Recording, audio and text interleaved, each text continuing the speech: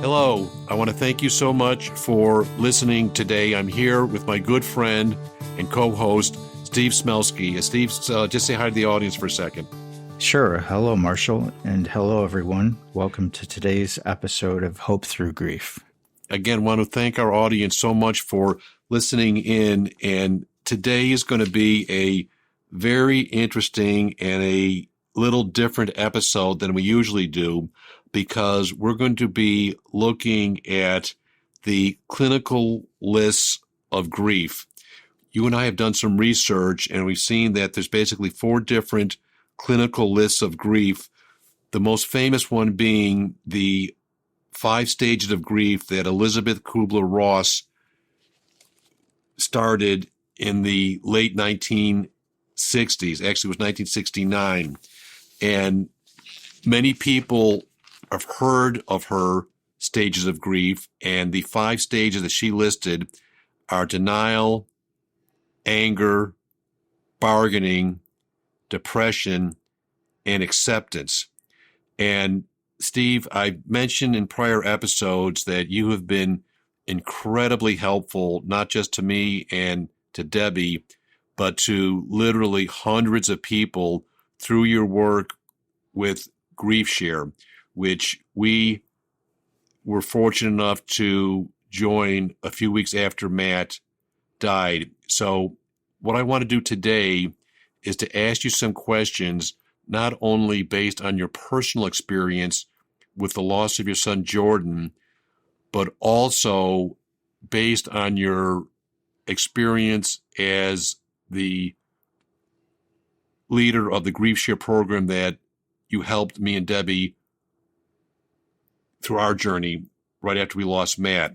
So again, I'm going to ask you, what are your impressions of the different clinical lists, but specifically, I want to ask you about the Elizabeth Kubler-Ross model, the 5 stages of grief, denial, anger, bargaining, depression, and acceptance that I mentioned. I'm really interested in your personal observations as to the validity and the truthfulness and helpfulness of the Kubler-Ross model. We'll start there today. Marshall, I think the items that she has identified and written in her book are all some of the stages that a grieving person would go through. However, I know she came up with her list through observations of other grieving people, and it's not so much a reflection of somebody actually going through the grieving process. It's more as an observer seeing what they were going through from the outside. So I know she's had some regrets on how it was interpreted and misunderstood over the years after she wrote the book. And I would say, first of all, it's not linear, and that's one of the things that she recognized. So we all like lists. We all like to check things off our list and say, okay, we finished it. Grief is not like that. She's got her 5 steps. Because you check off number 1, which was denial, doesn't mean that you don't go back to it, and you may revisit it multiple times. You may skip one. You may not have anger issues going through your grief. You may go right to bargaining, but that doesn't mean you couldn't go back to denial or anger or in the other order. So it is not linear, and doesn't mean that you can't reach it multiple times. So I know for me personally and some of the people I've spoken with, if you have a list, it's all about checking it off the list, getting it done, and moving on. And that doesn't work very well for grief. Let me ask you this. I'm looking at the list, and the first one I see is denial. And I will tell you personally, with Matt's passing, that absolutely is something that I can tell you I did experience, because obviously when you have a child, you just assume that you are going to pass before they do. And when we got the call from the medical examiner in San Diego, some 3,000 miles away, that Matt passed away, you just feel like you're having an out-of-body experience that this is not happening.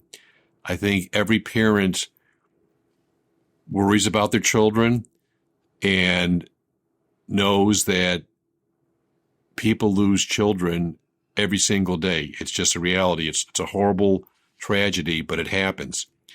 But you assume it won't happen to you until it does. And so the denial, I think most people would say, oh, of course you experienced that early on.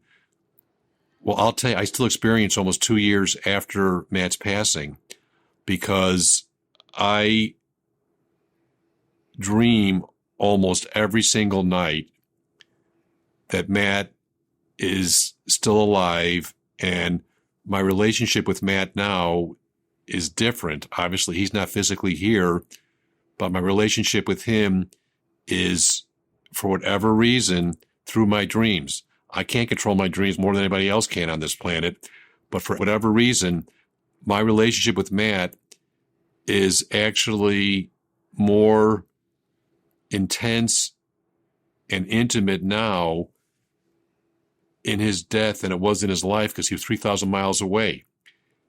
When he was in San Diego, we would talk and FaceTime, things like that. But I didn't see him every day because he was in San Diego. Sometimes we were able to text, sometimes we were able to talk, sometimes we were able to FaceTime. The FaceTime, we couldn't do it every day. But I see him every day now in my dreams. And that is obviously an aspect of denial because he's not physically here. And so I don't think anybody would assume that this was part of the Kubler-Ross 5 stages of grief model almost 2 years after Matt's passing. Have you experienced anything like that with denial? Yes. First of all, let me say most parents that have lost a child would be very jealous because I've only had 2 or 3 dreams of Jordan since he passed. Shelley's only had 2 or 3. Our sister-in-law's had more dreams with Jordan coming to her in the dream than we have. So to have that every day, I would say that it is very, very fortunate. I would love to have some more dreams of Jordan. I can't control it. It's nothing I can control. It just happens. I have no idea why, but it happens. I understand because we go to bed hoping to dream and we don't. And we don't dream of Jordan. As far as the denial piece goes, I think it was 5 to 6 months that every time the front doorbell rang, one of us would hurry to the door to look out the door. And the first thing we thought of is Jordan, he's coming home. Because when he left to go play with his friends and stuff, he would come up to the front door. He would ring the doorbell. We go running. We would open the door and say, hey, welcome home, Jordan. How was your day? How was your trip? How was the theme parks? Whatever. So I would classify that as a form of denial. Like when I talked about making these lists, we like to check them off. Nobody would expect that anything on that list could take 2 years and still not be done with it. It's interesting because I sort of knew this list. I heard of it, but I obviously didn't look at it until after Matt's passing. And I'm looking at it now, and the next one is anger. And for whatever reason, I never really felt anger. I never felt rage, anger. It just was not a emotion I experienced. Again, emotion by definition, they're not rational. So I can't tell you why I didn't experience anger. Somebody would, I'm sure they could say, you lost your son. How come you weren't angry? Maybe because I was appreciative of the life that he led while he was here. And I was proud of the life that he led while he was here. And I always knew we're all here a short time. Matt did not have the longevity that I hoped, but he made the most of the time he was here. It was a quantity versus quality argument that, to me, I was not angry because I knew he made the most of his time on this earth. So that's not an emotion I really, or stage I can really relate to. Did you have issues with anger after Jordan's passing? Yes, I did. I had a lot of issues. Until it was explained to me that the emotions come on you like a set of waves on an ocean, and they'll knock you over. Sometimes they'll roll you over. You end up in the surf or in the sand. And then you get up and you wait for the next one. When you go into anger the first time, nobody lets you know when it's going to end or how long it's going to last. So until it subsides and goes away, I wasn't sure it was ever going to go away. I think the first bout of anger I had lasted 3 or 4 weeks. I went through several counseling sessions and several the grief program meetings before it finally ebbed. And it felt good to get through it because I was angry at everything. And it's hard to live with somebody that's grieving and not have anger, and they wonder if you're angry at them. But I realized I was angry at what happened to Jordan at that resort. It was a 5-star resort. We found out the owner knew about the amoeba. In fact, he knew it was called Naegleria fowleri. He knew that half of 1 part per million or billion would actually kill the amoeba and never did anything. And he had to put up a sign after Jordan died, but we knew that wasn't going to save anybody. It wouldn't keep you out of the water. But the anger came back 4 times after that. Didn't last as long. Sometimes it'd be 2 weeks, then it was like a week. Sometimes it was 3 or 4 days, then it was a week. And then it ended up a few more days later. So I have had an issue with anger. And I would say over 90% of the people that Shelley and I have spoken with all had anger at some point. Maybe it didn't come back that many times. I think it's fairly rare that somebody doesn't experience anger after the death of a loved one. Who were most of these people angry at? Were they angry at themselves, at society, at God, at the world? Who were they angry at? Yes, all of those. All the above? They had different reasons, different thoughts on it. I think it was more of a coping mechanism because we don't like to think, because I would say the guilt part comes from feeling you were responsible. It's easier to be angry at somebody else than to even consider that you might have been responsible on the guilt side of it. So I would say I heard all of those as reasons and many, many more. It's interesting you mentioned guilt because my mother always thought and told me that guilt was the most useless emotion because it doesn't change anything and all it does is hurt you. And I think that always sort of stuck in my head, and I never really had issues of guilt because, as you mentioned, the underpinning of guilt is that you could have done something to control the situation when obviously that's not the case. If I could have done something to make sure Matt would not have passed away, I absolutely positively would have done it. The reason I didn't do it is because I could never do it. I never had that control. And we do not have control over who's going to live or who's going to die. I've mentioned this before in the Jewish religion during the high holiday service called Rosh Hashanah. Rosh Hashanah means the beginning of the new year. There's a passage that always did make sense to me. And it states at the beginning of the new year, it's already written who's going to live and who's going to die.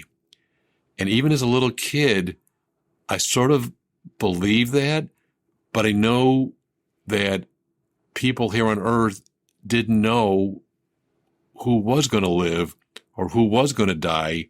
We just sort of have to accept that it's already written down somewhere. We just don't know where it's written, and we can't read what it says or when it says.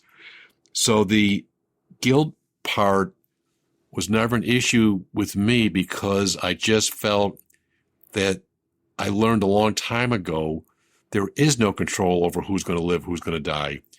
Have you had similar experience either with yourself with Jordan's passing or through people at Grief Share? Yes, Shelley and I both experienced some guilt. And I think that and anger go closely intertwined. So when you're angry at somebody else, you don't have to feel guilty of what's really worrying you or bothering you.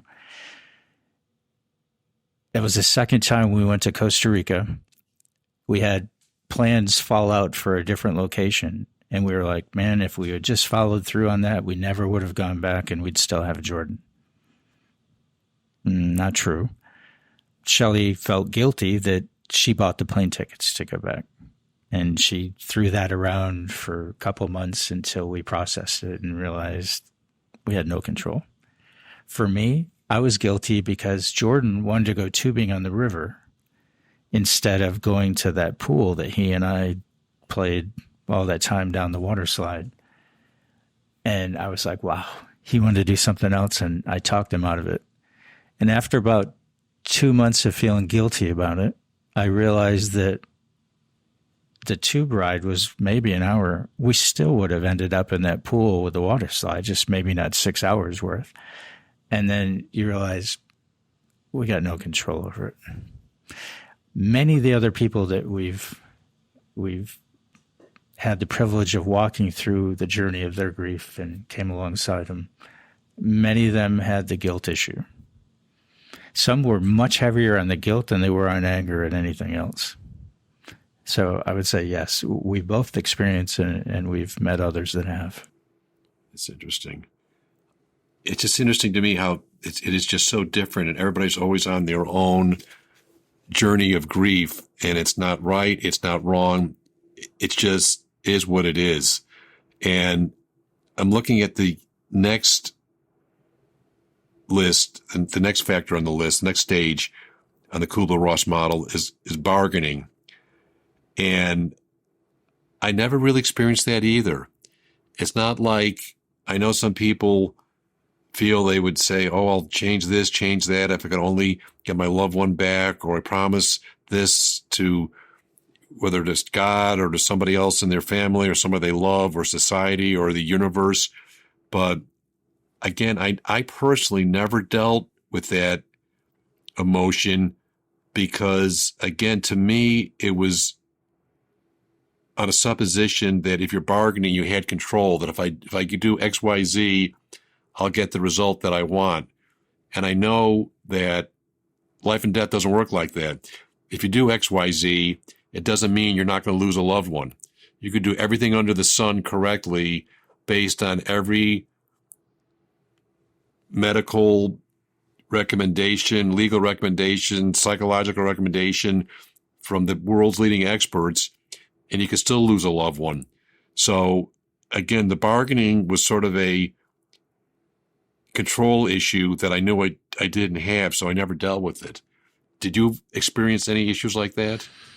I don't think I ever did, going through the process after Jordan's passing. I do want to be clear.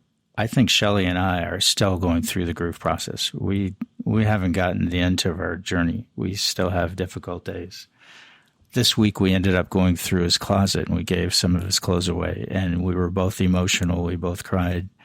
So while we're down the road, we are not over the journey. I don't remember going through a bargaining phase. I don't think Shelley did. I've met a few, and they may have changed some things going forward, but you can't change the past, so I'm not sure how the bargaining works out as an advantage. I think a lot of the bargaining gets back to the denial phase.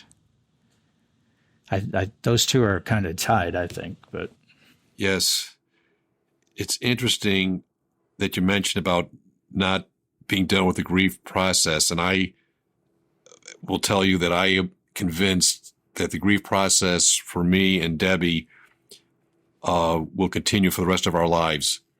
I believe we'll never be done with it. I think this is something that is going to be in our house for as long as we're taking breaths on this planet. I just accepted that, which is ironically the last stage. But before I get to acceptance, the fourth stage that I do want to tell you that I did experience is depression, because I have generally not had issues with depression during my lifetime until Matt passed away.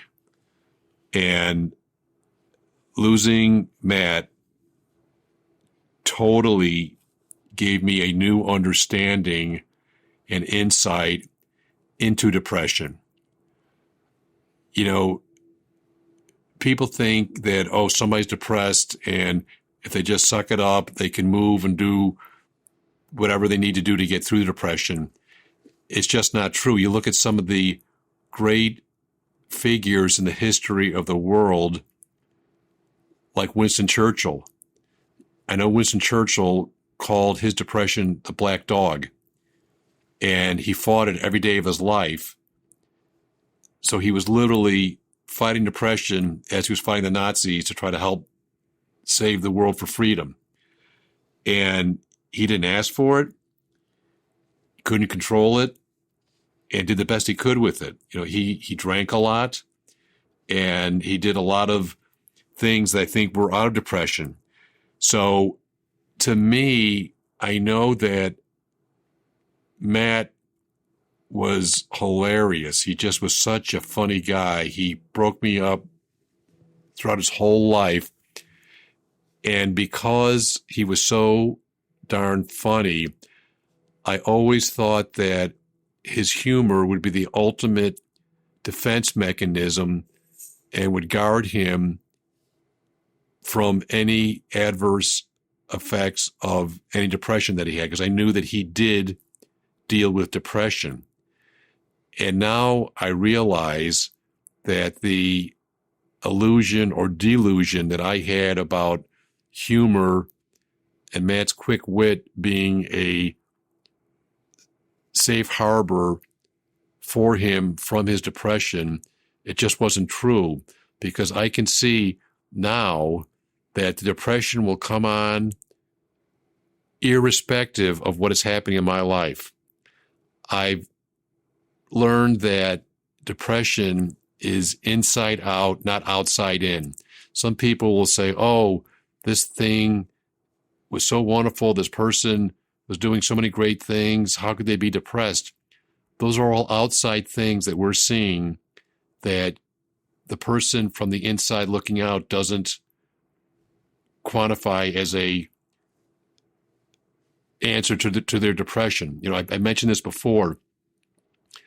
I think so many people with depression are like icebergs. You know, icebergs, only 1/10 of the iceberg is above the waterline, which means 90% of the iceberg is below the waterline. The Titanic didn't get destroyed by the 1/10 of the iceberg that they saw. It was the 90% below the waterline that destroyed the Titanic. And I think that is the way you have to look at depression. So for me, I have a total different understanding and appreciation of what people go through that deal with depression. So have you had a similar experience with that stage?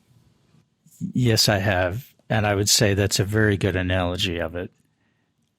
I had some bouts of depression before Jordan died. So I have struggled with it off and on throughout my life. We've had a lot of depression since Jordan has died. A lot of it comes up before one of the big holidays that we were close and shared with him, or one of the anniversary dates. So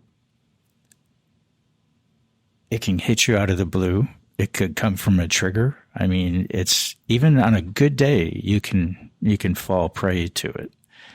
I would say almost every single person that we've met and walked alongside with them through their journey has struggled with depression at one point or another.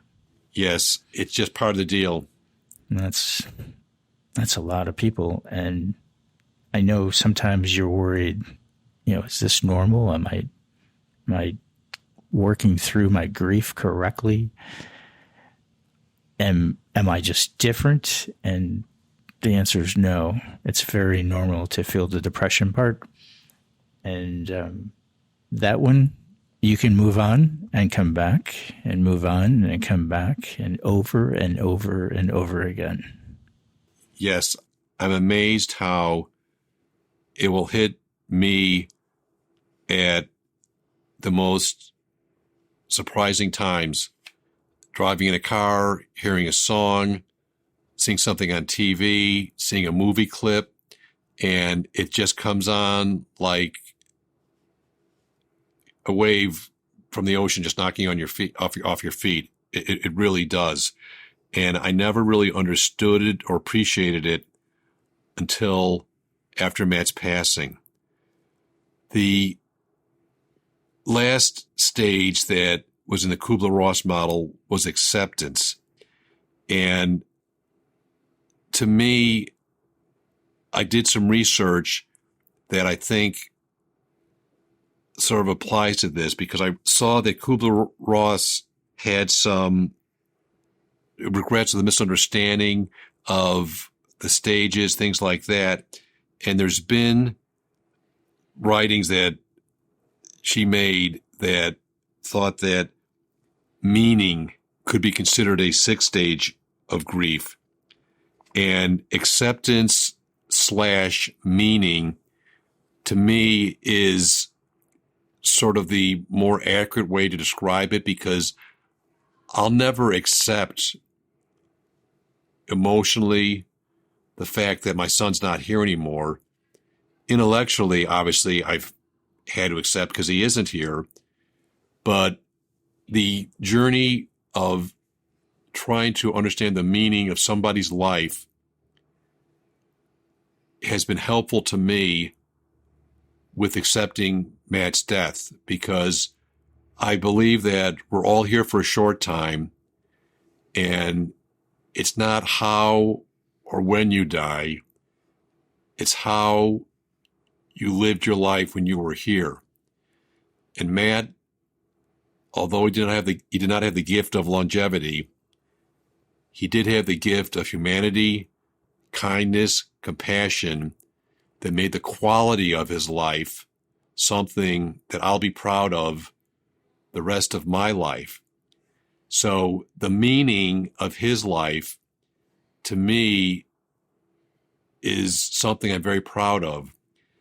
Trying to figure out the meaning of his death is probably way above my pay grade, because it's a metaphysical, universal question that I can't answer why he died, but he did. And the meaning that I get out of his life gives me comfort and peace, knowing that while he was here, he made the most of it. And the one thing I can say about the meaning of his death is that I feel there's been a spillover from the good work Matt did in his life while he was here onto me, because he's not here anymore. So I want the meaning of his life to continue through his death, through my work. And that's why I believe the meaning and acceptance for me is sort of related. And that's one of the reasons I'm doing this podcast with you, to try to make the meaning of his life continue through his death. So my question to you is, what's your experience with acceptance and or meaning? Those are great questions. As far as the acceptance part, we all reach that point on our own, because everybody's got their own journey. I actually think I realized that a while ago. I've still struggled with the depression after that. I think she was right to question whether a sixth stage should be the meaning part. I've tried to stay away from the meaning of Jordan's death and why he had such a short life here. And I've tried to look more at the meaning of my life and what I'm going to do after his death. So I would go around in circles, and it would really tear me up to consider the meaning of why he had to die at 11 and a half. It was much easier for me because I rationalized it that he wasn't coming back. No matter how many times I ran to that front door, it wasn't going to be Jordan ringing the doorbell.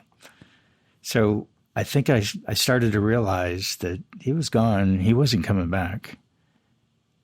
And as far as meaning, it was easier to keep me out of the depression by focusing on something that I could change with what I was going to focus on going forward. We've spent a lot of time working on his foundation and tackling things that nobody ever had and we never thought we could change.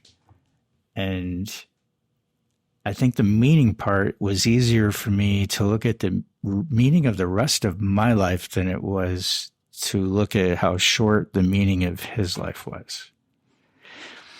I will say that the majority of the people that we've come alongside and shared with and spoken with, they all have a hard time with acceptance. Obviously, we don't like it. We'd rather they were here or us. As far as meaning, there's a lot of people that are still looking for that. They don't know what that means. They don't know where it's going to take them. I think that may be the hardest one to figure out. It's interesting because I'm looking at this list, and it sort of takes me back to my father. You know, my father, I mentioned before, I had two brothers die. One was older than me, one was younger than me. I don't remember either one because they died before when I was very young. And so my father had grief, obviously, but my father just was the happiest guy I've ever known in my life. And he occasionally would get depressed, but not really very long. And he always told me that there's two different things in life. There's those things in life that you can control. And because you can control those things, he would say, I'm not going to worry about it. And then there's other things that you cannot control. And he would tell me, because you cannot control those things, he would say, I'm not going to worry about it. Which sounds sort of funny because he's basically saying, I'm not going to worry about anything, which wasn't exactly true. He did worry about things. And my mother was a Jewish mother nurse who took whatever my father wouldn't worry about, she would multiply that by 10,000 times, and she would do all the worrying for both of them. So there was enough worry in our household, believe me. But it sort of made sense to me what my father was saying with this Kubler-Ross stages of grief, because I couldn't control Matt's life or his death. But I can control how I react to it by making the meaning of his life after his death go through me, because I want to do the good things that he can't do here anymore. And it sort of made me look at the Kubler-Ross model just differently from the standpoint of what my father said about things you can and can't control. And, you know, death is the ultimate mystery, because you've had philosophers and geniuses much brighter than I will ever be pontificating on it. And realistically, they know no more or less than we do. They haven't been there when they were writing those things. They may know about it now because they're no longer here, but maybe they were right, maybe they were wrong. We'll all find out eventually. So in some crazy way, it does sort of give me peace and contentment based on what my father said, because the life and death cycle, I can't control it, never could. So you're probably better off listening to my father and not worrying about it. I think your dad had a wonderful way of looking at it and dealing with it. I know I would be much better off if I had approached it that way. I do want to add that when we talk about these stages, there are so many different pieces in each one, different emotions, different feelings, different things that we deal with. So we're not going to break it down into just these. We'll go deeper into all of the different pieces we haven't talked about. But your dad's got a great way of looking at it. He just was a very funny guy, and it's funny because him and Matt were very close. Matt was very close to my parents, and I saw a lot of similarities with my father and Matt, and I saw a lot of similarities with my mother and Matt. He just was very close with them. They moved here when my parents retired, when Matt was about 3 or 4 years old. So he spent an enormous part of his life with his grandparents. And I always was hopeful that my father's zest for life and happiness would rub off on Matt, because I knew that Matt did deal with depression. And in a lot of ways it did. But again, it was control or lack thereof that I realize now was nothing that my parents nor myself nor Matt ever had. And that's a lesson that I've learned since Matt's passing. And I think the Kubler-Ross model, again, can be informative, but as you said, it's not linear, and it has different meanings for different people. So from my experience after Matt's passing, there are bits and pieces of the 5 stages of grief in the Kubler-Ross model that I can relate to, and then there's other parts that I can't. And I know we were going to talk about the other clinical lists, but we got so deep into the Kubler-Ross model that I think we're going to have to wait till our next episode to discuss those other clinical lists, because Steve, you've got such a unique insight that I appreciate you sharing with us, because not only can you and I talk about our individual experiences, but you've had the unique opportunity through Grief Share to talk to so many people who've been on their own journey of grief. And you've gotten insights from them that obviously have been very informative and helpful, hopefully, to the audience today to hear that. So for that, I'd like to thank you so much for giving us our insight. But unfortunately, I think we have to close this episode and address these other clinical lists down the road, because they are different, and I think they do have different dynamics to it. But again, I'd be very, very, very interested in your insights, because I think you've got a unique ability to analyze these clinical lists that would be very helpful and informative for me and our audience. So again, I'm looking forward to addressing those issues with you in future episodes. Well, thank you for allowing me them to come out and share with everybody. I hope everybody finds it helpful. There's nothing easy about grief. We'll go deeper into a lot of those different steps, and we'll cover some of the extra items from some of the other lists. But I think we'll all find it hopeful that almost everyone has a similar journey. It's always different. Your relationship with your loved one is unique. So even a husband and wife will have a different journey or a path to follow. But there is something to be gained about knowing that you're not unique and you're the only one that's feeling it. I'd absolutely agree with that. And it does show you that there truly is hope through grief. And that is something that we would like the audience to get from our show. So again, Steve, I'd like to thank you so much for giving us your insights today. And I want to thank the audience so much for listening. And I hope it was informative and helpful. And we look forward to talking to you very soon. Thank you, Marshall. And thank you, everybody, for joining us on Hope Thru Grief. Thank you so much. Thank you for joining us on Hope Thru Grief with your co-hosts, Marshall Adler and Steve Smelski.